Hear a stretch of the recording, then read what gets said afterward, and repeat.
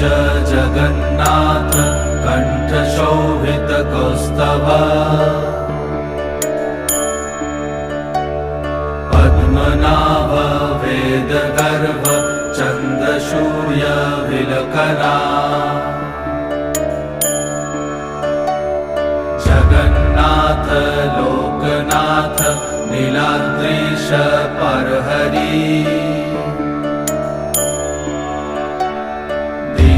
दीनबन्धुर्दया सिन्धु कृपालु जनरक्षक